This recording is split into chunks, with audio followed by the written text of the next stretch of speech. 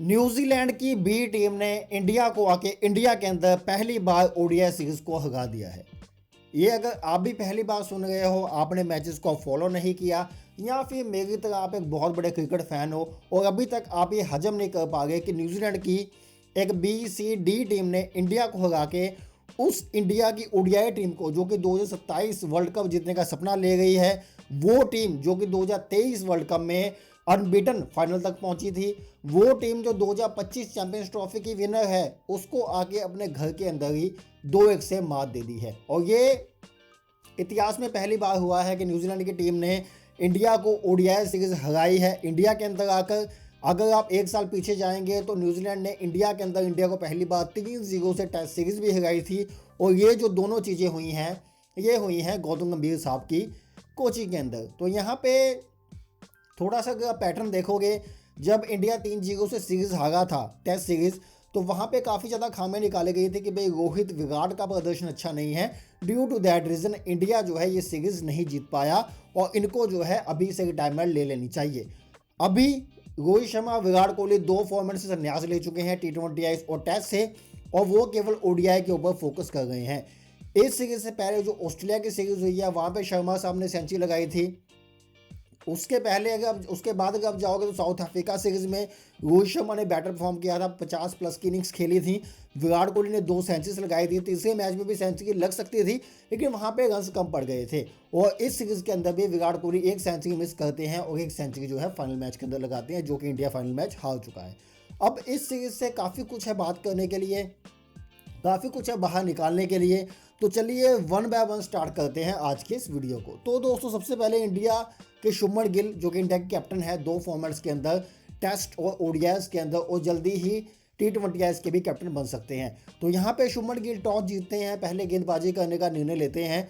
और ये जो विकेट थी, ये जो ग्राउंड था होलकर स्टेडियम, यहाँ पे ये देखा गया है कि बाद में बैटिंग कंडीशन में ज़्यादा चेंजेस आ जाते हैं, लेकिन इस बार ड्यू की कोई भी आशंका नहीं थी। तो ड्यू टू दैट रीज़न ऐसा लग रहा था कि न्यूजीलैंड ने पहले बल्लेबाजी की है, अगर वो 300+ रन्स बना देते हैं तो इंडिया को ये चेज़ करना काफ़ी ज़्यादा चैलेंजिंग हो जाएगा। मैच स्टार्ट होता है, अर्शदीप सिंह अपने पहले ओवर में हेनरी निकल को आउट कर देते हैं पहली बॉल के ऊपर ही। हर्षित राणा, विल यंग और डेवन कॉनवे को जल्दी आउट कर देते हैं। और उसके बाद एक साझेदारी चलती है डैरल मिचेल और ग्लेन फिलिप के बीच में। ये जो साझेदारी थी, इसके अंदर डैरल मिचेल धीमे धीमे पावर चलते हैं, सिंगल डबल्स कन्वर्ट करते हैं और अपनी पारी को आगे बढ़ाते हैं। लेकिन जो ग्लेन फिलिप्स थे, वो शुरू से ही अपने माइंड में प्रॉपर सोच चुके थे कि मुझे जो है तेज गति से रन्स बनाने हैं। ड्यू टू दैट रीज़न जब ये साझेदारी टूटती है, उस टाइम पे ग्लेन फिलिप 88 बॉल्स में 106 रन बनाते हैं, 9 चौके 3 छक्कों की मदद से। डैरल मिचेल 131 गेंदों पे 137 रन बनाते हैं, जो कि अपना स्ट्राइक रेट बढ़ा चुके थे कुलदीप यादव को काफ़ी ज़्यादा मारने के बाद। 15 चौके और 3 छक्कों की मदद से डैरल मिचेल 137 रन बनाते हैं। और आखिर में माइकल ब्रेसवेल, जो कि इस टीम की कैप्टन है, 18 बॉल्स में 28 रन बनाते हैं। ड्यू टू दैट रीज़न ये टीम 337 रनों तक पहुंच जाती है 50 ओवर के मैच में। अगर आपने 337 रन बना दिए 50 ओवर के मैच में, चाहे आपकी बॉलिंग कैसी भी हो, चाहे आपकी टीम कैसी भी हो, चाहे ड्यू आए या ना आए, 338 रन चेज करना कभी भी आसान नहीं रहता है। और हमें ये उसी टाइम पता चल गया था जब न्यूजीलैंड ने 337 रन बनाए थे। इंडिया गेंदबाजों ने प्रदर्शन ठीक किया था, लेकिन रन्स काफ़ी ज़्यादा लीक किए। अर्शदीप सिंह ने 10 over 1 wicket, 10 over 1 match 63 run और 3 विकेट निकाले। और अर्शदीप सिंह ने बताया कि भाई मुझे पहले 2 मैचेस में भी मौका मिलना चाहिए था, उन्हें मौका नहीं मिला, क्यों नहीं खिलाया, इसके पीछे काफ़ी रीज़न है। इसके ऊपर हम बात करते रहेंगे, बात बहुत लंबी चली जाएगी और इसका बात करने का कोई फ़ायदा नहीं होगा, क्योंकि जब भी आप 3 बॉलर्स को खिलाओगे तो किसी ना किसी को बाहर बैठना पड़ेगा। जैसे इस मैच में प्रसिद्ध कृष्णा को बाहर बैठना पड़ा था। लेकिन इंडिया को यहाँ पे मुझे लगता है कहीं ना कहीं एक स्टांस लेना चाहिए कि भाई इस बॉलर्स के साथ हम जाने वाले हैं, यह हमारा फ्रंटलाइन बॉलर रहने वाला है। आपने 2 मैच प्रासिद को खिला दिया, प्रासिद ने भी कुछ ऐसा गलत नहीं किया था और अर्शदीप सिंह ने तो कभी गलत कुछ किया ही नहीं है। तो अगर आपने अर्शदीप सिंह को ही खिलाना था तो आप तीनों मैचेस अर्शदीप सिंह को देते, क्योंकि अर्शदीप सिंह आने वाले T20 वर्ल्ड कप में भी गेंदबाजी करेगा। लेकिन जो प्रासिद है, प्रासिद आपको सीधा गुजरात टाइटन में IPL के अंदर ही नजर आएगा। तो यहाँ पे प्रासिद को तीनों मैच दिए जा सकते थे, और अगर आपको प्रासिद को रेडी नहीं करना था तो फिर आप तीनों मैच जो है अर्शदीप सिंह को ही दे सकते थे, जो कि एक सिंपल सा रीज़न सामने आता है। लेकिन हर्षित राणा 10 ओवर में 84 रन दे दिए, 3 विकेट्स निकाले। लेकिन 10 ओवर में अगर आप 84 रन दे दोगे तो वो काफ़ी आगे चले जाएंगे। अभी आपके माइंड में बल्लेबाजी आ गई होगी हर्षित राणा की, उसके बारे में थोड़ी बात करेंगे, आगे बात करेंगे। मोहम्मद सिराज ने 10 ओवर में केवल 43 रन दिए और 1 विकेट निकाला, और इस बंदे ने डेथ ओवर में भी गेंदबाजी की, काफ़ी अच्छी गेंदबाजी की, बाउंसर भी डाले, यॉर्कर भी डाले, स्लोअर भी डाली। तो इस गेंदबाज के पास एक अच्छा मिशन मौजूद है। लेकिन अगर आप प्रीवियस मैचेस में जाएंगे तो आपको पता चलेगा कि मोहम्मद सिराज तो स्कीम ऑफ थिंग्स में भी नहीं थे ओडीआई क्रिकेट के, और T20 ऐस में तो उनका नामो निशान ही मौजूद नहीं है। मोहम्मद सिराज वही खिलाड़ी है जो कि कहीं ना कहीं इंडिया के लिए काफ़ी ज़्यादा ताकत लगाता नजर आता है, चाहे वो टेस्ट सीरीज हो, चाहे वो ओडीआई सीरीज हो, जहां भी आप उन्हें खेलने का मौका देंगे वो बंदा हमेशा गेंदबाजी करता नजर आएगा। वो इंजर्ड होगा वो तब भी तेज गेंद फेंकता नजर आएगा, और ये हमने एक सीरीज में नहीं, काफ़ी मल्टीपल सीरीज में देखा है, टेस्ट क्रिकेट में देखा है। जो India versus Australia 5 test matches हुए थे, उन 5 टेस्ट मैचेस में सबसे ज़्यादा गेंदबाजी मोहम्मद सिराज ने ही की थी, परंतु उसके बाद भी ज़्यादा क्रेडिट कभी मोहम्मद सिराज को दिया ही नहीं जाता। ओडीआई में पिक किया गया, तीनों मैचों में गेंदबाजी की, तीनों मैच में इकोनॉमिकल रहे, विकेट्स 1-2 मिली हैं, लेकिन बंदा ने प्रॉपर सही तरीके से गेंदबाजी की है। नीतीश कुमार रेड्डी 8 ओवर में 53 रन, दिक्कत ये थी विकेट्स नहीं मिला। कुलदीप यादव 6 ओवर में 48 रन, 1 विकेट मिला, और रविंद्र जडेजा 6 ओवर में 41 रन। और रविंद्र जडेजा इस सीरीज के बाद मुझे लगता है कि रविंद्र जडेजा का पैकअप हो गया है, क्योंकि काफ़ी टाइम से जडेजा ने इंडिया के अंदर 50 नहीं लगाई है, इंडिया से बाहर जाके 50 लगाई है, लेकिन इंडिया में अभी तक 50 भी क्रॉस नहीं कर पाए हैं। और पिछली जो 2-3 सीरीज खेले हैं वहाँ पे विकेट्स भी उन्हें नहीं मिल गई। तो यहाँ पे अगर मैन टू मैन मार्किंग करोगे तो एक ही प्लेयर जो है वो साउथ अफ्रीका जाने वाला है वर्ल्ड कप खेलने के लिए। तो यहाँ पे मुझे लगता है कि अक्षर पटेल इस रेस में रविंद्र जडेजा से काफ़ी ज़्यादा आगे निकल जाते हैं। तो यहाँ पे अगर तो रविंद्र जडेजा को आगे सीरीज मिलती है, अगर वो बेटर परफॉर्म करते हैं, फिर कोई चांस बनेगा, नहीं तो अक्षर पटेल यहाँ पे मुझे टेक ओवर करते नजर आते हैं रविंद्र जडेजा को। अब यहाँ पे बात हो गई न्यूजीलैंड टीम की, 337 रन बन गए, 338 रन चेस करने थे। उस टाइम पे मैं ऐसा लगा कि भाई रोहित शर्मा है, विराट कोहली है, शुभमन गिल है, ये तीनों ऐसे प्लेयर हैं जो कि ऊपर से ही आके इस मैच को इजीली खत्म कर देते हैं, लेकिन ऐसा नहीं हुआ। रोहित शर्मा आए, शुभमन गिल आए, रोहित शर्मा आते ही केवल 11 रन के स्कोर पर अपनी विकेट गंवा देते हैं। दैन शुभमन गिल 23 रनों के ऊपर अपनी विकेट गंवा देते हैं, श्रेयस अय्यर 3 रनों के ऊपर अपनी विकेट गंवा देते हैं, और केएल राहुल केवल 1 रन के ऊपर अपनी विकेट गंवा देते हैं। और जो इंडिया का स्कोर था वो हो गया था 71 फॉर 4, 71 फॉर 4 इंडिया का स्कोर हो गया था 12.5 ओवर के। दैट मीन्स के 13 ओवर में इंडिया के 4 खिलाड़ी आउट हो चुके थे और केवल 71 रन इंडिया के पास मौजूद थे। उसके बाद आते हैं जी नीतीश कुमार रेड्डी, विराट कोहली धीरे धीरे अपनी पारी को आगे बढ़ाते हैं, और एक अच्छी साझेदारी इन दोनों प्लेयर्स के बीच में चलती हुई नजर आती है, और 88 की ये साझेदारी होती है। देन जो है नीतीश कुमार रेड्डी अपनी विकेट गंवा जाते हैं 53 रन के स्कोर के ऊपर।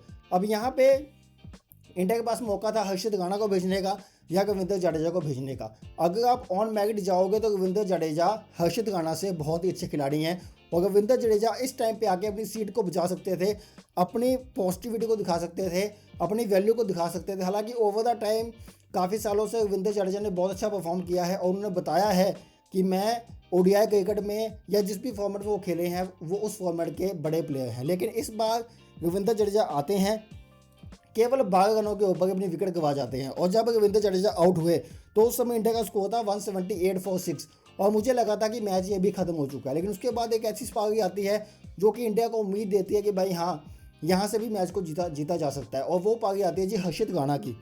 हर्षित राणा आते हैं, 43 बॉल्स खेलते हैं, 52 रन बनाते हैं, अपनी पहली 50 लगाते हैं वो, जो कि डोमेस्टिक और इंटरनेशनल दोनों में पहली 50 थी उनकी। 4 चौके 4 छक्के बंदा लगाता है, और जो छक्के लगाए थे वो छक्का नहीं है कि लगा दिया बाउंड्री लाइन पे गिर गया, हाथों छूट के छक्का चला गया, लंबे लंबे छक्के मारे हर्षित राणा ने। और ये मैच देखने के बाद मैं अपने आप को अब समझा चुका हूँ कि जो हर्षित राणा है वैल्यूएबल प्लेयर है, गेंद में पेस है, बल्ले में जान है, फील्डिंग अच्छी कर सकता है, युवा खिलाड़ी है। तो ये बंदा आने वाले टाइम में इंडिया के तीनों फॉर्मेट्स खेलता नजर आएगा, और हर्षित राणा की इस तरीके की बल्लेबाजी इंडिया को पॉजिटिविटी देगी कि हाँ, हमारे पास एक ऐसा प्योर गेंदबाज मौजूद है जो कि नीचे से जाके अच्छी बल्लेबाजी भी कर सकता है। तो अगर आप हर्षित राणा को खिला गए हैं अर्शदीप सिंह की जगह पे, मोहम्मद सिराज की जगह पे, तो इस मैच में हर्षित राणा ने ये प्रूव किया है कि हाँ, मैं डिजर्व करता हूँ। लेकिन हर्षित राणा ठीक मैच को एंड करने से जस्ट पहले आउट हो जाते हैं, और वहाँ पर जो चीज़ें हैं वो काफ़ी ज़्यादा डिफरेंट हो जाती हैं। विराट कोहली जो लगाते हैं, एक टाइम पे ऐसा लगा था कि विराट कोहली इस मैच को निकाल के ले जाएंगे, लेकिन वहीं पे विराट कोहली आउट होते हैं एक छक्का लगाने के चक्कर में, क्योंकि जब कुलदीप यादव आए तो वहाँ पे ये ऑब्वियस हो चुका था कि विराट कोहली यहाँ पे सिंगल नहीं लेंगे और विराट कोहली खुद ही कोशिश करेंगे कि वो एक ओवर में 10 रन 12 रन बनाए और उसके बाद सिंगल लेके 5वीं या 6ठी बॉल पे दूसरे साइड पे चले जाएं। वहाँ पे रन्स निकालना मुश्किल हो गया। ड्यू टू दैट रीजन जब उन्होंने बड़ा शॉट लगाने का ट्राई किया तो वो शॉट सीधा डगल मिचेल के हाथों में चला गया। उसके बाद जो इंडिया का मैच था वो वहीं पर ख़त्म हो गया। अब इस सीरीज़ की हार के बाद काफ़ी ज़्यादा क्वेश्चन सामने नजर आते हैं और वो ये क्वेश्चंस हैं कि जब ये टीम को हमने देखा था न्यूजीलैंड की टीम को तो हमें ये लग रहा था कि इंडिया की टीम, वर्ल्ड विनिंग विजेता, चैंपियंस ट्रॉफी जीतने वाली टीम। दूसरे साइड में न्यूजीलैंड की बी टीम और उसमें से 7-8 प्लेयर ऐसे थे जिन्होंने कभी ओडीआई क्रिकेट में अभी तक अपना पदार्पण भी नहीं किया था और ना ही कभी इंडिया में पहले आए थे। वो इस तरीके से इंडिया में आते हैं और इंडिया को 2-1 से सीरीज हरा के चले जाते हैं। ये एक बहुत बड़ा थप्पड़ है इंडियन क्रिकेट के ऊपर, इंडियन मैनेजमेंट के ऊपर, गौतम गंभीर के ऊपर। और मुझे लगता है यहाँ से इंडिया टीम को देखना पड़ेगा कि भाई अगर तो हम सीरीज़ करवा गए हैं तो हमें अपने प्लेयर्स को अवेलेबल रखना पड़ेगा और अगर प्लेयर अवेलेबल नहीं है तो हमें ये बताना पड़ेगा कि भाई प्लेयर को ड्रॉप किया गया है और हम इसकी जगह पे इस बैटर प्लेयर को खिला सकते हैं। देखिए आपकी जो टीम है वो जसप्रीत बुमराह की गेंदबाजी के आर पार घूमती है। अगर बुमराह टीम में मौजूद नहीं है, हार्दिक पांड्या टीम में मौजूद नहीं है तो आपके पास दूसरा कोई ऑलराउंडर नहीं है, आपके पास दूसरा उस लेवल का गेंदबाज नहीं है जो कि आपकी टीम को चला पाए। अब यहाँ पे आप बात कर रहे हो नीतीश कुमार रेड्डी की कि नीतीश कुमार रेड्डी को हम ग्रूम कर रहे हैं हार्दिक पांड्या की जगह के पे कि जहाँ पे Hardik Pandya fit and fine नहीं होंगे वहाँ पे एनकेआर नीतीश कुमार रेड्डी हमें बेटर परफॉर्म करते नजर आएंगे। पहले मैच में हमने नीतीश कुमार रेड्डी को खिलाया नहीं, वॉशिंगटन सुंदर इंजर्ड होते हैं तो दूसरे मैच में एनकेआर टीम में आते हैं। एनकेआर को 2 ओवर की गेंदबाजी करवाई जाती है और देन उसके बाद बल्लेबाजी में वो बंदा 20 रन बना के चला जाता है। ये जो तीसरा मैच था यहाँ पे मैं हाश नहीं होना चाहूँगा नीतीश कुमार रेड्डी के ऊपर क्योंकि वो बंदे ने मेलबर्न में जाके सेंचुरी लगाई थी और ये दर्शाता है कि वो बंदे के अंदर क्रिकेट है और वो बढ़िया तरीके से क्रिकेट को खेल सकता है। नीतीश कुमार रेड्डी को तीसरे मैच में मौका दिया गया। अब वहाँ पे रविंद्र जडेजा से गेंदबाजी नहीं करवाना चाहते थे Shubman Gill. Due to that reason Nitish Kumar Reddy को एक एंड से 8 ओवर दिए गए। उन 8 ओवर में नीतीश कुमार रेड्डी कोई विकेट नहीं निकाल पाए और 53 रन भी उनके हाथों से चले गए। उसके बाद जो जब बल्लेबाजी करवाएगी 6 नंबर के ऊपर तो वो नंबर मुझे लगता है नीतीश कुमार रेड्डी के लिए बेटर था। हालांकि कहीं ना कहीं इस मैच के अंदर केएल राहुल से पहले नीतीश कुमार रेड्डी आ सकते थे 5 नंबर के ऊपर, क्योंकि अगर आपका नीतीश कुमार रेड्डी वहाँ पे निकल भी जाता तो आपके पास केएल राहुल पीछे मौजूद होता। लेकिन चलिए जो भी हुआ अच्छा हुआ।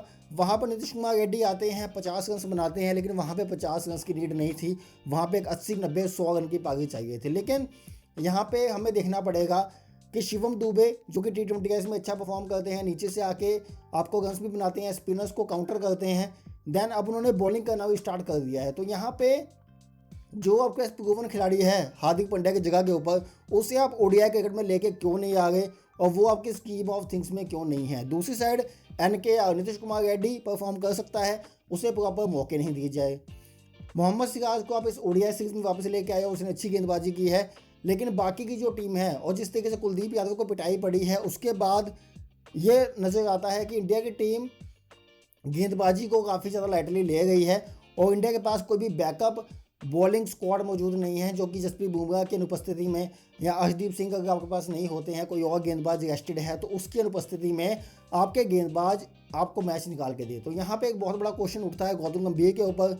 और जिस तरीके से कोचिंग की जा रही है, जो कैप्टन है शुभमन गिल है वो ग्राउंड के अंदर डिसीजन नहीं ले पा गए, उन्हें बाहर से चिट्ठी दी जाती है कि भाई ये जाके बोलो, ये जाके करो।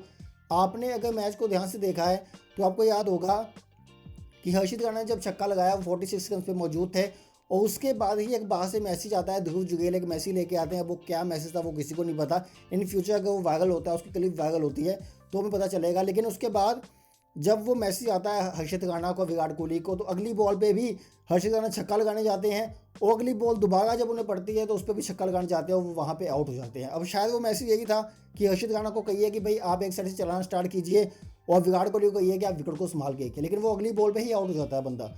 और अगर आप वैसे देखोगे तो वैसे हर्षित राणा जो था वो बैटर परफॉर्म कर रहा था। तो यहाँ पे काफ़ी ज़्यादा क्वेश्चंस हैं। इंडिया को यहाँ पे देखना पड़ेगा कि भाई किस तरीके की चीज़ों को चलाना है, क्योंकि अगर इस तरीके से मैच चलेंगे तो फिर इंडिया के लिए ओडीआई वर्ल्ड कप का सपना फिर सपना बन के रह जाएगा। और रोहित शर्मा का जो फॉर्म है ये भी इंडिया के लिए काफ़ी ज़्यादा कंसर्निंग हो सकता है, क्योंकि रोहित शर्मा अगर पूरी सीरीज में नहीं चलेंगे तो कहीं ना कहीं क्वेश्चन जो है रोहित शर्मा के ऊपर भी उठेंगे। तो दोस्तों ये था हमारा रिव्यू मैच नंबर 3 के लिए, इंडिया के सीरीज हारने के लिए और न्यूजीलैंड का पहली बार इंडिया के अंदर ओडीआई सीरीज जीतने के लिए। आपकी कोई भी राय है, कोई भी बात आपको अच्छी नहीं लगी है, कोई भी बात आपको अच्छी लगी है, आप मुझे वीडियो के नीचे कमेंट करके बता सकते हो। वीडियो यूट्यूब पे देख रहे हो, चैनल को सब्सक्राइब करना है, वीडियो को लाइक करना है, फेसबुक वालों शेयर कर दिया करो ताकि वीडियो ज़्यादा लोग तक पहुँच पाए। और ऐसी ही क्रिकेट अपडेट्स के लिए क्रिक बुक के साथ जुड़ सकते हो। धन्यवाद।